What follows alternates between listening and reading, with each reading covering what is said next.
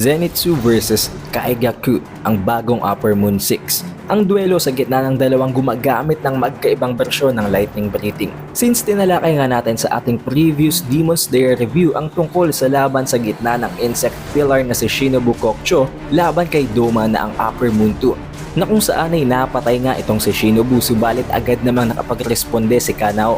But mind you guys, hindi doon nagtatapos ang laban kay Doma at may napakalaking twist kung bakit namatay ang insect pillar.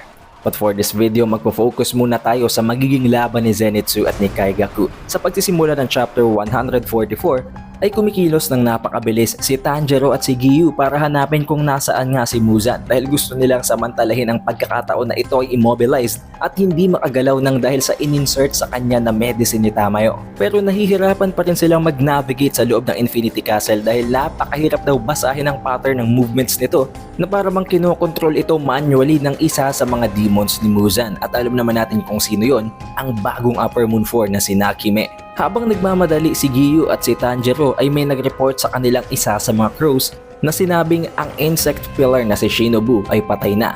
Gulat na gulat si Giyu at si Tanjiro pa nga ay naging emosyonal habang iniisip niya ang mga pagkakataon at ang mga scenes sa kanyang memory na kung saan ay naroroon itong si Shinobu. Si Tomioka naman napaka-focused pa rin sa nangyayari at mas napansin niya pa ang bagay or ang parang papel na may nakalagay na simbolo sa leeg ng mga uwak. Dito niya na-realize na pwedeng ito ang dahilan kung bakit ang bilis ng transmission ng mga impormasyon ngayon na hindi naman talaga ganito kabilis usually. Dahil dapat manggagaling pa ito sa isang sender papunta sa isang receiver at magti-take time pa ang uwak para mag-travel para ma-deliver ang mensahe. Subalit ngayon, para bang instantly alam agad ng uwak kung ano kanyang ibibigay at ang i-deliver na impormasyon.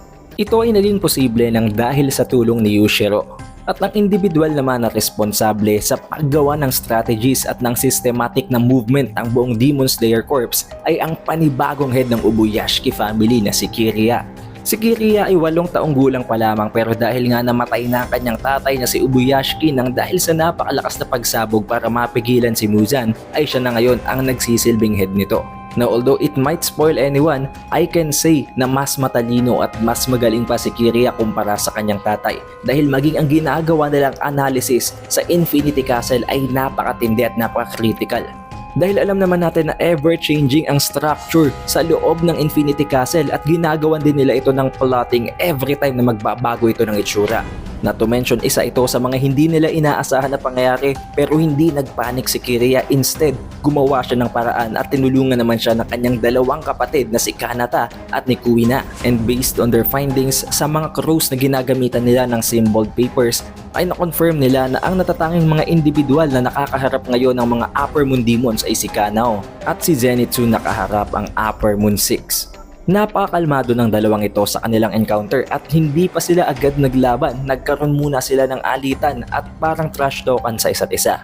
Habang tinatanong nitong si Kaigaku si Zenitsu kung isa na ba siyang pillar or may natutunan na ba siyang ibang form ng lightning breathing, at si Zenitsu naman ay sinagot si Kaigaku habang sinasabing napakasaya naman daw nitong si Kaigaku habang siya ay isang bottom feeder o ang pinakamababang rank sa mga Upper Moon.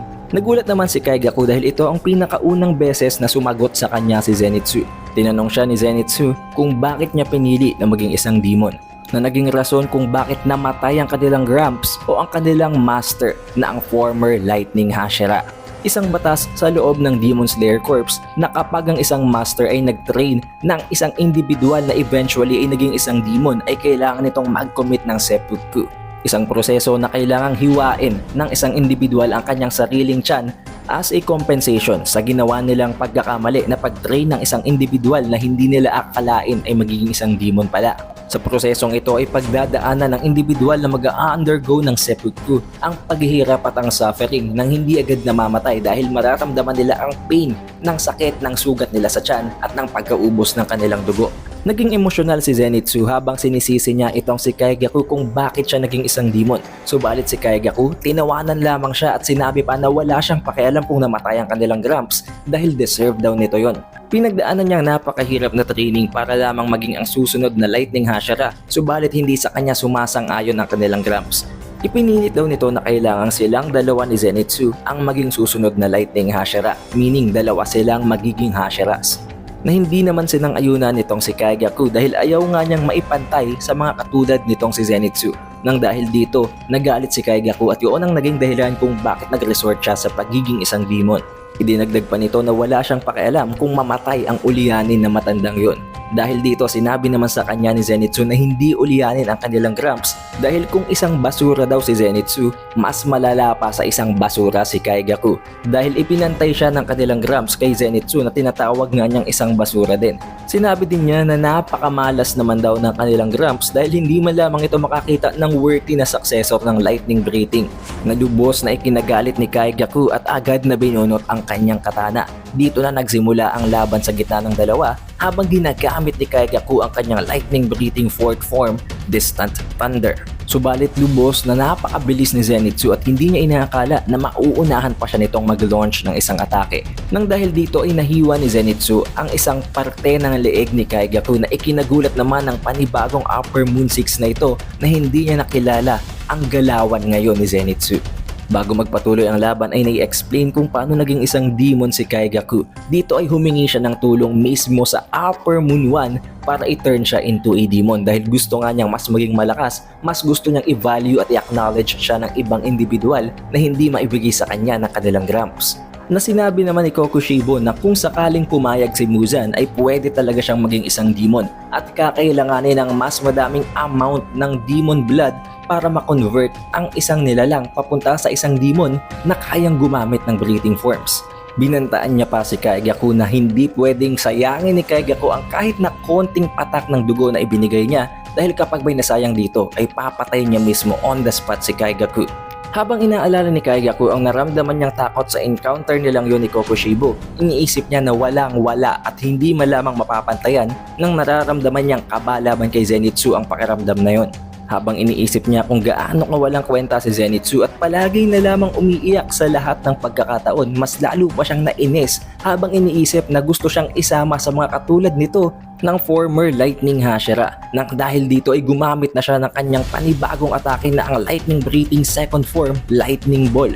Dito ay gumawa siya ng isang atake na kung saan in a single moment ay nakapag-launch siya ng 5 slashes na hindi naman madaling naiwasan ni Zenitsu at sinabi pa dito ni Zenitsu na napakarami na daw siguro ng kinain ng mga tao ni Kaigaku para ma-reach ang ganitong strength. Hindi tumigil si Kaigaku at ginamit pa ang third form na ang Buzzing Mosquito Thunder. Dito ay nagsimula ng tamuhin ni Zenitsu ang napakaraming damage at ang napakaraming sugat sa kanyang katawan. Sinundan pa ito ni Kaigaku ng fifth form na ang Heat Lightning na nagpatama kay Zenitsu ng isang napakatinding itim na kidlat na nagdulot ng unti-unting pag-attack ng katawan ni Zenitsu na kung saan ay unti-unting lumalabas ang kanyang dugo. Ito pala ang Blood Demon Art ni Kaigaku na in-infuse niya sa kanyang lightning breathing na nagpapalakas lalo sa kanyang technique. Sa pamamagitan ng ataking ito ay kaya niyang i-crack ang katawan ng mga tinatamaan niyang kalaban.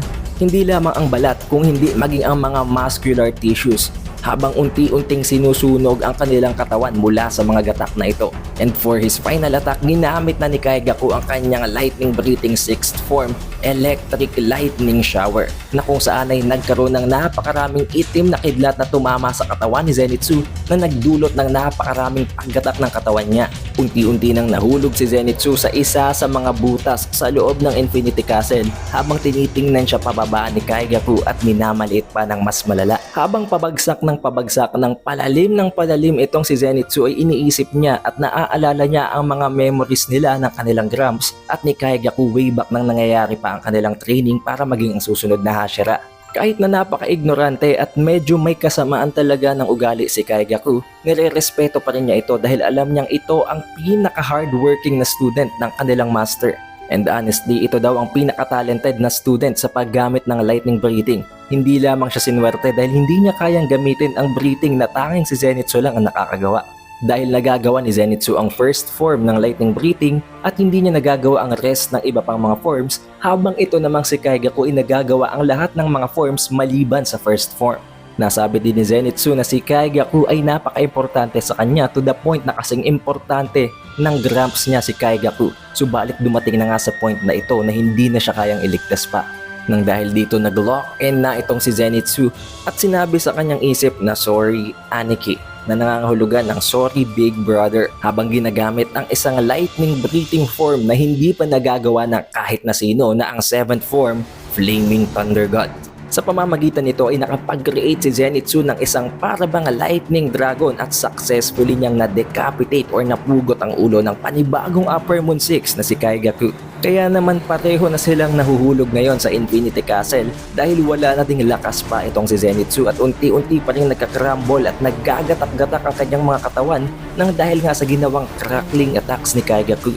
Habang si Kaigaku naman hindi makapaniwala dahil hindi niya alam kung ano ang form na yun na ginamit ni Zenitsu. To the point na inisip nga ni Kaigaku na may favoritism daw talaga ang kanilang Gramps dahil tinuruan daw ng kanilang Gramps itong si Zenitsu ng isang lightning breathing form na hindi niya nalalaman. Na sinagot naman ni Zenitsu na walang nagturo sa kanya ng kahit na ano tungkol sa technique na yon dahil yun ang kanyang final form na sarili niyang binuo. Dahil ang lightning breathing form ay usually 6 breathing forms lamang at ang ika-7th form ay ang mga form na ginagawa na uniquely ng mga users nito. Tulad na lamang ng kung paano nagkaroon ng 11th breathing form ang water breathing nitong si Tomioka. Hindi makapaniwala si Kaigaku dahil bilang ang Upper Moon 6, tinalo siya ng isang non-Hashira Demon Slayer Corp member. Pero as a pampalubag loob, inisip niya na mamamatay naman sila pareho dahil walang tutulong kay Zenitsu at mahuhulog din siya sa ilalim ng Infinity Castle. Bigla na lamang nag-appear si Yushiro sa unti-unting nagdi-disintegrate na ulo ni Kaigaku habang sinasabing hindi mamamatay si Zenitsu at tutulungan niya ito at tanging si Kaigaku ang mamamatay nang walang na-achieve na kahit na ano. Agad naman niyang nirescue itong si Zenitsu at dinala sa isang lugar na kung saan ay pwede niyang simulang gamutin ang ginawang mga atake ni Kaigaku. Si Zenitsu naman ay parabang nasa isang afterlife looking world na kung saan ay nakita niya ang kanilang Gramps at humihingi siya ng tawad dito dahil hindi niya nagawang tulungan at iligtas ang kanyang Gramps mula sa kinasapitan nitong pagkakataon. Naging emosyonal si Zenitsu habang humihingi ng tawad sa former Lightning Hashira. Subalit ang kanilang Gramps sumagot sa kanya at umiiyak din habang sinasabing, "Zenitsu, you are my pride and joy." Na para bang hindi siya nalulungkot at ipinagmamalaki niya pa na si Zenitsu ay na-achieve ang point na hindi niya pa nagagawa at ina-acknowledge niya na si Zenitsu talaga ang tamang susunod na Lightning Hashira. Habang ginagamot ni Yushiro si Zenitsu ay nasabi niyang nagpapatuloy pa rin ang paggatak ng katawan ni Zenitsu at hindi magtatagal ay pwedeng mamatay na rin ito. Subalit mayroon din siyang mga anti-demon blood na mga medicine para pigilan ito. Dinagdag pa ni Yushiro na napakaswerte ni Zenitsu dahil maagap niyang nakaharap si Kaigaku dahil napaka-unexperienced pa nitong si Kaigaku at bilang ang Upper Moon 6, hindi pa nito alam kung paano gamitin ang kanyang sariling Blood Demon Art. Dahil kung sakaling nagkaharap daw ang dalawa 1 year later or kung nagkaroon man lamang ng konting experience si Kaigaku sa paggamit ng kanyang Blood Demon Art ay hindi magtatagal right on the spot sa pagka-encounter pa lamang nila ay mapapatay nito agad si Zenitsu.